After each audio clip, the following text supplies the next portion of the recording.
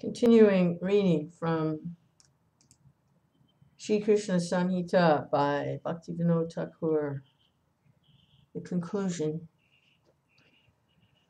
Jai Jai Shri Chaitanya Jai Nityananda Jai Dvaita Chandra Jai Gaur Bhaktavinda.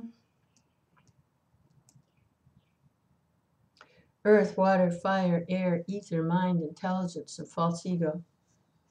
Altogether, these 8 constitute my separated material energies. In this context, the qualities of the elements are included in the elements, and all the senses are merged in the subtle material elements, consisting of the mind, intelligence, and false ego. Therefore, as far as counting the material elements is concerned, Sankhya and Vedanta are the same. At this point, it should be considered whether the mind, intelligence, and false ego are material elements or characteristics of the soul. In this regard, a few scholars from Europe have concluded that the mind, intelligence, and false ego are composed of material elements and soul is beyond them. Modern scholars often accept the mind and soul to be one. I have discussed with many English scholars and found that they consider the soul to be different from the mind, but due to language shortcomings, they often use the word mind when referring to the soul. Bhagavad Gita, it is stated, "Besides these, O mighty armed Arjuna, there is another superior energy of mind, which comprises the living entities who are exploiting the resources of this material inferior nature." By studying this verse, it is clearly understood that the living entities are different from the previously mentioned material elements, mind, intelligence, and false ego. This is certainly a swan-like conclusion. In this visible world of varieties, 2 subjects are found, spirit and matter, or the living entity and the material elements. The Vaishnavas accept these 2 subjects as the effects of the inconceivable potency of the Supreme Lord. Now, let us standardize the definitions of the material elements and the living entities. The living entities are conscious and can act independently. Matter is dull and under the control of consciousness. If we consider the existence of a human being in his present conditioned state, then we will undoubtedly consider his consciousness and the material elements, because by the Lord's sweet will, the conditioned souls are seen to be riding on a machine of the material elements. The material body made of 7 constituent fluids, the senses, as well as the mind, intelligence, and false ego, which are the sources of material knowledge. The place, the time factor, and the consciousness are all seen in the existence of a human being. The body is completely material because it is made of material elements and their characteristics. The material elements are not able to realize spirit, but we can perceive some evidence of spiritual existence in wonderful instruments like the eyes, ears, and nervous system in the body of a human being. The instruments by which material knowledge enters the material body are called senses. After entering the material body, material knowledge mixes with an internal instrument that interprets the material elements. This instrument is called the mind. The mind realizes material knowledge through the medium of the heart and accumulates knowledge through the medium of remembrance. The shape of material knowledge changes through the medium of imagination.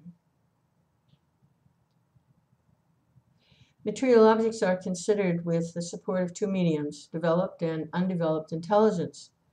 Apart from this, in the existence of a human being, an indication of spirit, Chidabhas, is found in the form of ego, which pervades the intelligence, mind, and body. From these symptoms, a strong feeling of I and mine has become accepted as part of the human being's existence. This is known as false ego. It is to be understood that knowledge of subjects up to the false ego is called material knowledge. Yet false ego, intelligence, mind, and the prowess of the senses are not totally material. In other words, they do not consist entirely of material elements, but their existence is rooted in material elements. In other words, unless they are related with material elements, their existence is incomplete. They are under the shelter of spirit to some extent, because the act of revelation is their very life, and material knowledge is the result. From where does this consciousness originate? The soul is pure and the basis of consciousness. It is not easy for a soul to come under the subordination of matter. By the will of the Supreme Lord, certainly for some reason, a pure spirit soul has contacted matter. Although in our conditioned state it is very difficult to investigate the cause, if we consider the lack of happiness in our conditioned state, we can certainly realize that our present condition is a degradation from our original consciousness. Although modern scholars think the living entities have been created in this condition, and by fruitive activities they gradually advance. According to the process of self-realization, this cannot be accepted as a fact. There is no further argument in this connection because argument is a product of material elements. It has no entrance in the science of self-realization or the pastimes of the Supreme Lord. It is our duty to establish that an indication of spirit in the form of false ego, intelligence, mind, and senses has been manifested due to the pure soul's contact with matter. The indication of spirit will no longer exist when the soul is liberated. Therefore, three items are found in the existence of a human being: the soul, the instrument that indicates the presence of the soul and connects it with matter, and the material body.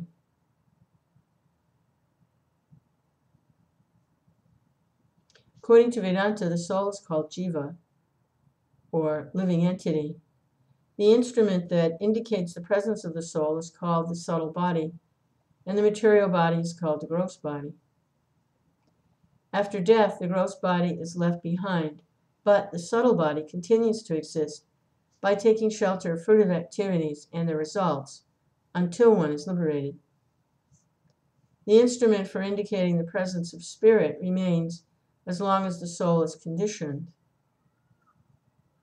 but it has no actual connection with the pure spirit soul.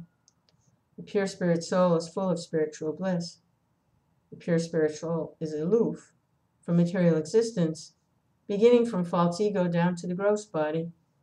If one wants to realize the existence of the pure spirit soul, one must give up material thoughts. But in the presence of false ego, all thoughts are material. Thoughts cannot leave the association of matter because they are born from an indication of spirit.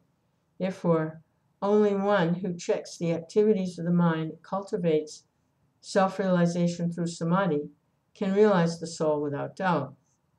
But those who have surrendered their independence to the false ego are not brave enough to cross the border of argument and are therefore totally unable to realize the existence of the soul. Those who argue on the basis of Vaisheshika philosophy can never realize the existence of the pure soul. That is why they accept the mind as eternal. In the 7th canto of Srimad Bhagavatam, the 12 symptoms of a pure soul are described by Prahlad Maharaj as follows. The soul is nitya, or eternal, for it is not temporary like the gross and subtle bodies. Avyaya means the soul is not destroyed when the gross and subtle bodies are destroyed. Shuddha refers to that which is free from material contamination. Eka means that the soul is devoid of dualities, such as qualities and the possessor of qualities, religious principles and the follower of religious principles, or limbs and the possessor of limbs. Kshetrikya means the seer. Ashraya means the soul is not under the shelter of gross and subtle objects. Rather, gross and subtle objects are under the shelter of the soul. Avikriya means the soul is unaffected by the transformations of the material body. The 6 bodily transformations are birth, growth, maintenance, byproducts, dwindling, and death. Frederick refers to one who perceives himself, though not as an object of material vision. Hetu means that even though the soul is not material, it is the root cause of the existence, nature, and activities of the material body. Vyapaka means the soul is not localized. It does not belong to a particular material place. Ashangi means that although the soul is situated within the material world, it does not associate with material qualities. Anavrita means the soul is not covered by matter. Learned people should distinguish the soul by these 12 spiritual symptoms and give up illusion in the form of I and mine. There is much argument over whether a pure living entity has any existence in time and space. But argument is useless in considering the absolute truth and is therefore condemned. Arguments can only reveal indications of spirit. They can never fully reveal spiritual subjects. Spirit soul is transcendental or beyond everything material. The word material in this case does not refer only to the material elements, but it refers to the characteristics of the elements, the indication of spirit, and the activities of the senses, mind, intelligence, and false ego. Since the indication of spirit is under the jurisdiction of matter, many material situations are mistaken for spiritual activities. Although time and space are found among the material elements, they nevertheless have their pure spiritual existence. If one carefully studies the first and second chapters of Shree Krishna Samhita, one will understand that although spiritual and material sciences appear contradictory, they are not. All spiritual science is pure and faultless, but when this spiritual existence manifests in the material world, it becomes full of iniquities. Therefore, pure time and space will be seen in the pure state of the living entity. The contaminated time and space will be seen in the contaminated material world. This is the only scientific consideration of time and space. In his pure state, a living entity is a pure spiritual being. But in the conditioned state, there are 3 types of existence: pure existence, a spiritual existence, and indication of spiritual existence, and material existence or gross existence. The natural law is that elements cover subtle elements. Because the indication of spiritual existence is more gross, it has covered the soul's pure spiritual existence. And because material existence is the most gross, it has covered both the pure spiritual existence and the indication of spiritual existence. Still, all 3 of these existences do manifest, because when they are covered, they're not lost. The soul's pure spiritual existence is properly situated in pure time and space. Therefore, it should be understood that an individual soul is properly situated in pure time and space. Since the soul has a proper abode, we can't accept that he has a fixed place. Since the soul has a fixed place, we can accept that the soul has a pure body and form. We then have to accept that this form has spiritual qualities such as beauty, willpower, feelings, and actions. This form cannot be seen through the indication of spirit, which is the ideal model of the gross body. The difference between gross and spiritual bodies is that the spirit soul is the proprietor of the gross body. Therefore, the body and its owner are different. But in the spiritual body, there's no difference between the body and its owner. Every object has 2 means of identification, by form and by activity. Consciousness or knowledge is the identification of a liberated soul. The living entity is the personification of happiness. No, that's not right. Missed a line. The living entity is the personification of knowledge. That is, his body is composed of pure knowledge. Blissfulness is the identification of his activities. Therefore, the existence of the liberated soul is complete spiritual happiness. The ego, heart, mind, and senses are non-different from consciousness in the living entity's pure state. But in the conditioned state, a living entity is seen as an indication of spirit, and material happiness and distress, which are reflections of spiritual bliss, are the indication of his activities. The omniscient supersoul is eternal, full of knowledge and bliss. Another name of the omniscient supersoul is Bhagavan. The material world and the living entities are products of his superior energy. When we speak of a living entity, we refer to an atomic spiritual spark. Similarly, when we speak about the Lord, we refer to an extraordinary spiritual personality. His personality is seen by pure living entities as full of all good qualities, most beautiful and enchanting. Endowed with indescribable sweet qualities, beautiful Sri Krishna Chandra manifests eternal bliss and increases the beauty of Vaikuntha. Pure living entities are eternally absorbed in his beauty, and conditioned living entities are searching for his beauty in the pastimes of Raj. It has been explained in Srila Rupa Goswami's Bhakti Rasamrita Sindhu that the living entity possesses 50 qualities in minute quantity. In Lord Narayan, these 50 qualities are present in full, along with 10 other qualities. His form, endowed with spiritual happiness, Sri Krishna Chandra, possesses 64 qualities. Therefore, devotees accept Lord Krishna as the topmost embodiment of the manifestation of the Supreme Lord's energies. Consideration on Samdanta means to ascertain the relationship between these three subjects. This has already been described in the following verses from the Bhagavad Gita. Earth, water, fire, air, ether, mind, intelligence, and false ego. Altogether, these 8 constitute my separated material energies. Besides these, O mighty armed Arjuna, there's another superior energy of mine, which comprises the living entities who are exploiting the resources of this material inferior nature.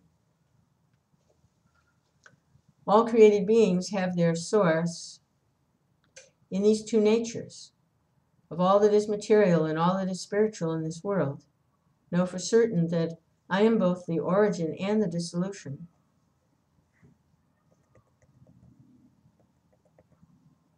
All created beings have their source in these two natures. O conqueror of wealth, there is no truth superior to me. Everything rests upon me as pearls are strung on a thread. The principal truth is one, the Lord. The living entities in the material world have been manifested from the aspects and potencies of the superior energy. Therefore, the entire universe is the effect of his energy. By this conclusion, the long-standing philosophies of Vivarta, the Mayavad theory of illusion, and Brahma Parinam, the theory of transformation of the Supreme, are defeated. We cannot accept Vivarta or Parinam of the Supreme Lord. Rather, we understand that everything is possible by the activities and effects of the superior energy. Since the living entities and the material world are manifested from the energy of the Supreme Lord, they are considered separated from the Lord, but they have no independent power. They cannot do anything without the mercy of the Lord. This is clearly described in the 1st and 2nd chapters of this book. We can briefly say that the Lord is their only shelter, and they are totally dependent on him. The Lord is the sole cause of their existence, so they're fully under his shelter. The special feature of the living entities is that they are conscious by nature. Therefore, the Supreme Conscious Lord is their only shelter. Material world is foreign to the living entities, and therefore unfit as their shelter. The constitutional duties of the living entities are presently transformed into material activities, and their loving sentiments for the Lord have become perverted into material attachment. Therefore, to minimize this perverted attachment and increase one's real attachment is called Shreya, or ultimate benefit, for there's no permanent relationship between the living entities and the material world. Whatever little relationship does exist is merely transient. Until one is liberated by the mercy of the Lord, however, one must accept this material connection as unavoidable for maintaining one's life. One cannot achieve liberation just by searching, but it can be easily achieved by the mercy of the Lord. Therefore, one should abandon desires for liberation and material enjoyment. The only duty of a living entity is to engage in one's constitutional occupation by practicing yukta vairagya without any desire for material enjoyment or liberation. This material world is a product of the external energy, which is a shadow of the superior energy, who is a maidservant of the Lord. It is therefore understood that the external energy is always engaged in carrying out the will of the Lord. This material universe is the house of enjoyment for the living entities who are averse to the Lord. The only way to escape the imprisonment of Maya is devotional service to the Lord, as stated in Bhagavad Gita.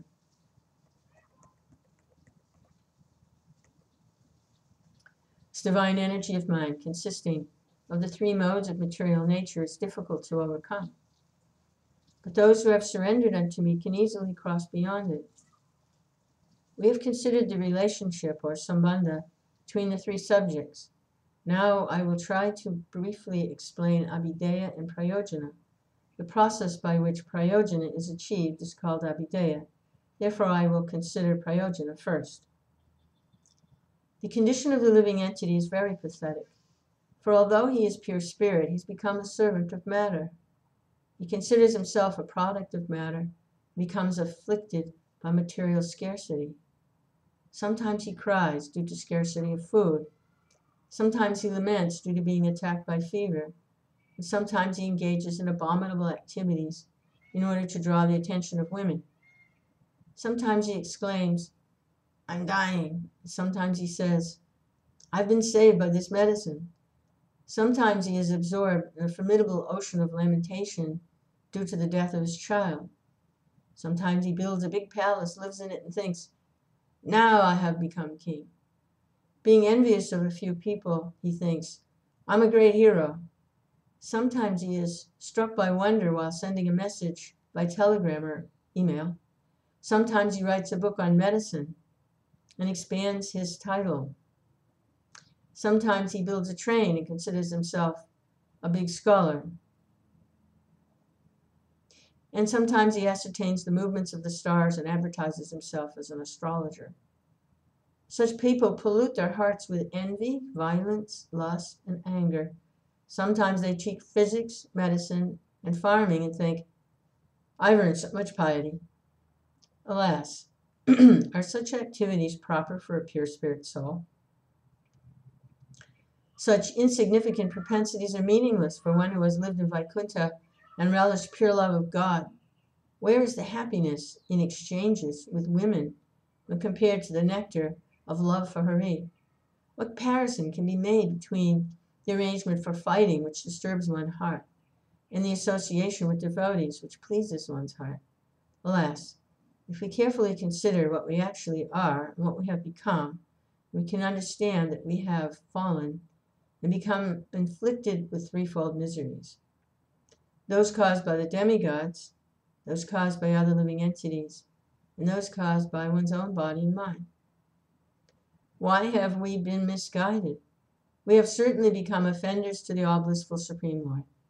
That is why we have become fallen. There is no doubt about this. Our offense is discrepancy in the constitutional occupation of the spirit soul. It has already been shown that the living entity is full of spiritual bliss. The soul is pure knowledge and blissful in its constitution. The thread of relationship between a living entity and the absolute truth, who is eternally full of knowledge and bliss, is called priti, or love. This thread of love eternally connects the happiness of the living entities with the happiness of the Lord. The quality of their love is mutually attractive. It is most pleasing, subtle, and pure. When a living entity falls into the net of illusion, however, he shuns the loving service of the Lord and searches for enjoyment in the material world. Knowing him to be an offender, Maya, the maidservant of Krishna, then imprisons him. We are suffering in the material world due to this offense. Our constitutional duties in the form of love of God have become reflected as attachment for material objects, which increases our inauspiciousness. At this juncture, cultivation of our constitutional duties is our only prayojana, our goal of life. As long as we are conditioned, we cannot purely practice our constitutional duties. Our constitutional propensities are neither lost, nor can they be lost. They're simply in a dormant state. As soon as one starts cultivation of those duties, they will awaken from their dormant state and again shine brightly. Then liberation and attainment of Vaikuntha will automatically ensue. Since liberation is not our goal of life, it is not a prayojana. Priti is our goal of life, and therefore our only prayojana. People who are on the path of knowledge and are disturbed by material miseries search for liberation, but the endeavors of those with understandable goals will be unsuccessful. For the performer achieves no benefit. Those who cultivate priti can easily achieve complete knowledge and liberation. Therefore, priti is the only prayojana. As a piece of iron is naturally attracted by a magnet, the atomic spirit soul is naturally attracted by the supreme consciousness of the personality of Godhead. This natural tendency is called priti, just as the soul and supersoul are both devoid of material designations. The priti engaged between them is similarly pure and without a tinge of material liberty. Our prayojana is to awaken this pure priti. If one wants to achieve a goal, then he must follow the proper method. According to their qualifications, previous great souls have introduced various methods to achieve success in their respective goals. I will now discuss abhideya, which is the method for achieving prayojana. All the methods that have been devised for achieving success in spiritual life are divided into three classes. The names of these three classes are karma, jnana, and bhakti. To maintain one's life by performing prescribed duties is called karma. Karma has two aspects, prescriptions and prohibitions. Akarma, or inactivity, and vikarma, or sinful activities, are both prohibited. Karma is prescribed. There are three kinds of karma: constitutional, conditional, and desirous. Activities that are always required to be performed are called constitutional. Maintaining one's body and family, performing welfare activities, gratefulness, worshiping the Lord are called constitutional activities. That which becomes a duty by circumstance is called conditional activity.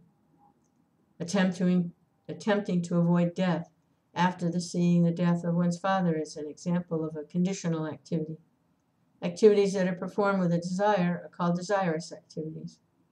An example is performing a sacrifice to get a child. If one wants to properly perform one's duty, then he must connect the prescriptions for bodily activities, moral codes, acts of chastisement, inheritance, ruling the kingdom, divisions of work, war, alliances, marriages, time, and atonement with the devotional service of the Lord, and thus be properly situated in the world. This has been practiced by various castes in some form or other. The land of Bharat is populated by Aryans. Therefore, it is an example for all castes. For all the above-mentioned activities are beautifully present in this land in the wonderful form of Varnashram Dharma.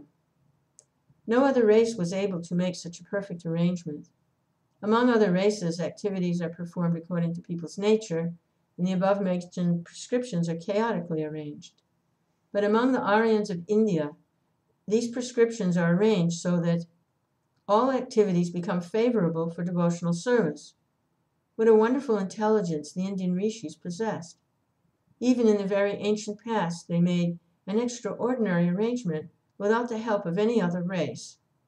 When we refer to India as the land of karma and the example for other countries, it is not an exaggeration.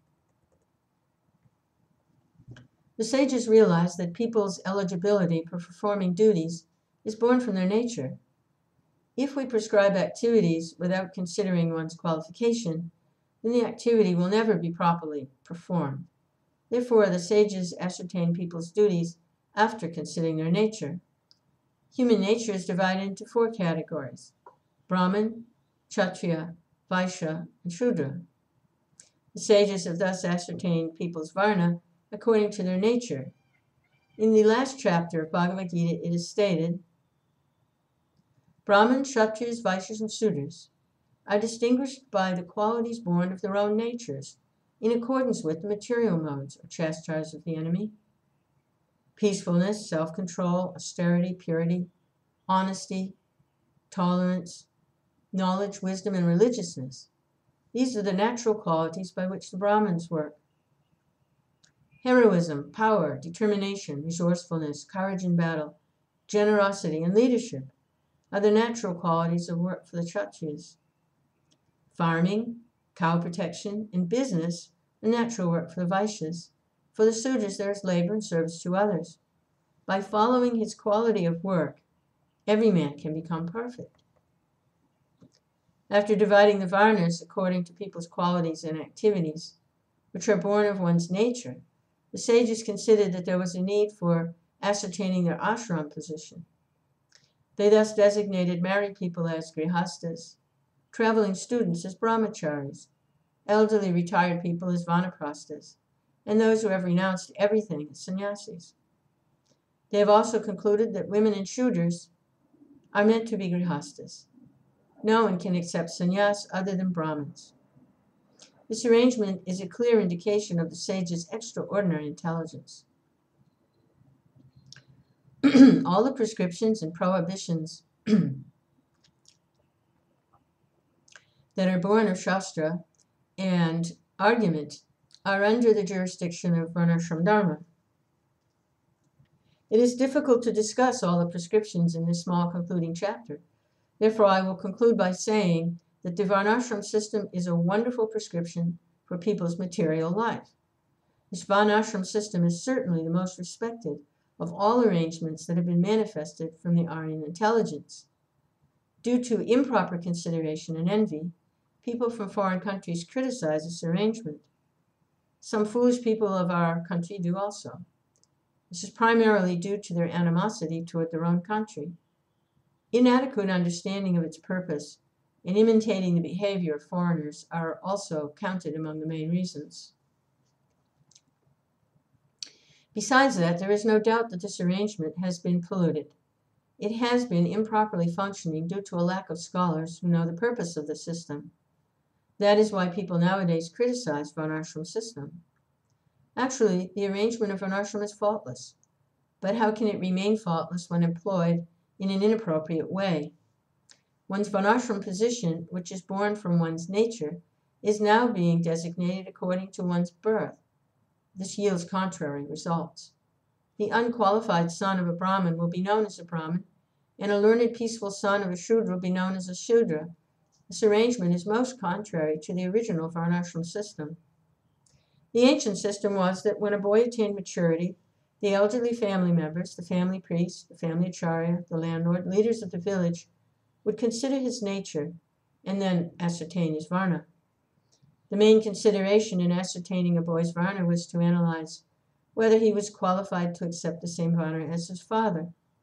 Due to their inherent nature and hard work to achieve a high status, higher caste children would often be accepted as belonging to the same varna as their father. Yet, due to inability, some children would be accepted as lower caste.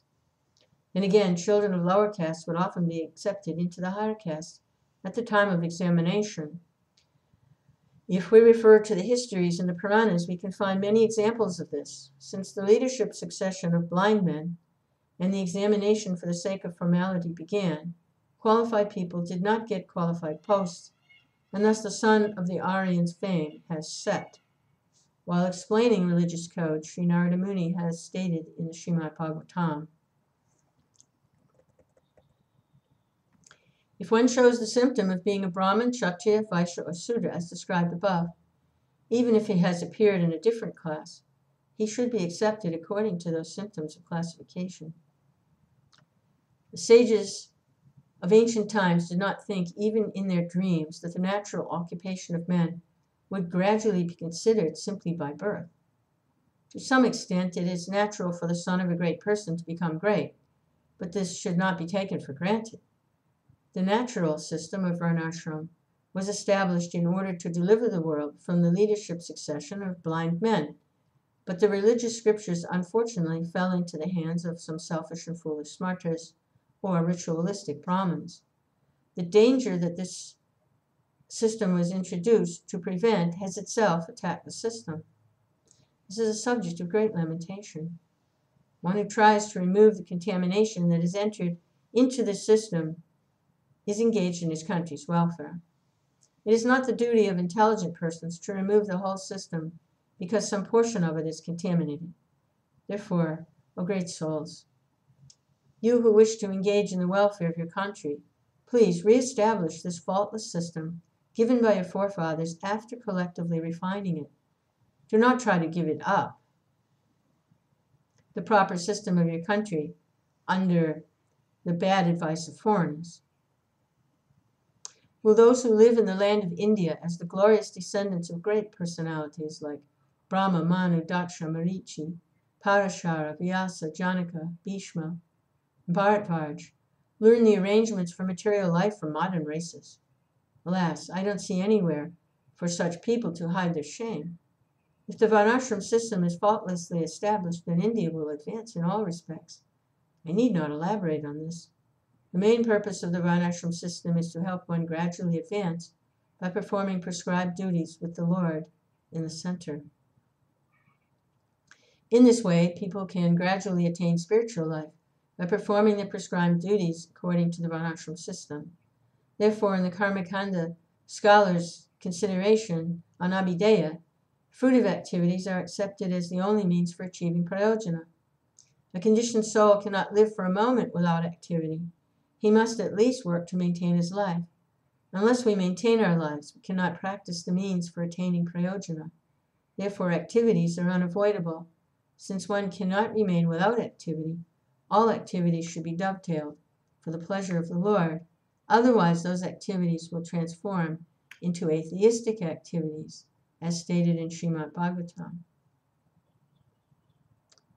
So we'll take a little break here.